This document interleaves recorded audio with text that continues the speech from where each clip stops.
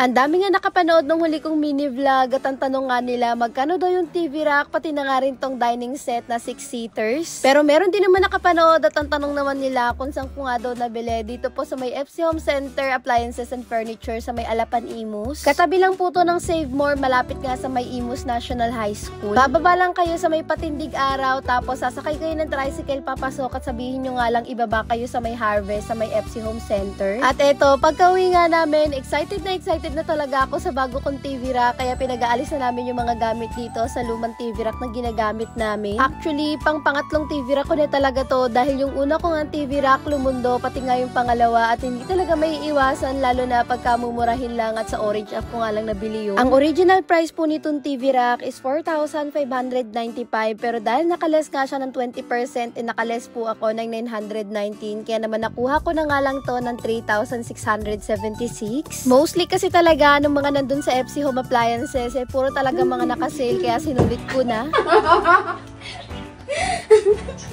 Hello, ang ganda.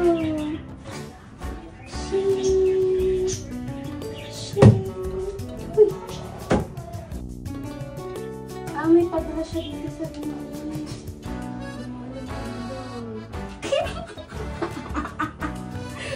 Let's go!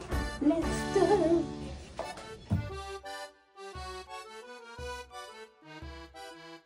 Sa TV rack nga pala, pwede kayong bumili na naka-assemble o di kaya naka-disassemble, depende nga sa inyo kung paano yung prefer nyo. Since L300 nga yung binook ko sa Lalamove at kakasya naman, kaya ayan, buo na nga nung dumating dito sa bahay. Etong lamesa nga lang din yung hindi na namin pina-assemble at baka nga hindi na to magkasya dahil sumakay pa nga kami dun sa may likod. Grabe, nung mga oras na to habang ina-unwrap ng asawa ko tong lamesa, wala talaga mapagsidlan yung tuwa ko dahil nga magpapasko at magbabagong taon kami ng bago yung dining set. Napaka-solid nga nung kahoy niya at napakabigat talaga. Ito namang luma kong lamesa, ibinigay ko na lang to sa mother-in-law ko. Salamat sa 3 years natin pinagsamahan at ito mag-upgrade na nga kami. Worth the price talaga tong dining set namin dahil ang kapal ng pagkalamesa niya, pati na nga yung paa, kaya ang bigat talaga nitong lamesa. Ang original price nga pala nito is 23,195 pero since nakales nga siya ng 20%, nakales nga ako ng 4,639 at nakuha na nga lang namin to ng 18,556. No!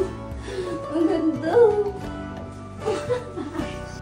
So, kinuha nga pala namin to sa Tonic at pangalawang kuha na namin sa kanila nito. Pero meron din naman sa kanila dong Home Credit, Skyro, Salmon at saka Bilis. Mami Roxanne, magkano naman yung dinown payment nyo sa TV rack pati sa dining set na 6-seaters? Ang dinown po namin dito is 4,447. Uhulugan namin siya for 10 months at yung hulog nga namin is 2,313 monthly. At yung pinakahuling hulog nga namin is 2,300 at wala nang butalyon. Sa due date nga, pwede kayo mamili. Meron silang every 6th of the month, 10th of the month, at saka 15th of the month. Wala namang masama na kumuha ng mga hulugang gamit. Basta responsable tayo at marunong magbayad. At syempre, huwag papadelay para makakuha ulit tayo sa mga susunod. At yun lang muna mga Marcy at Parsi. Salamat sa panonood. Please like and share this video.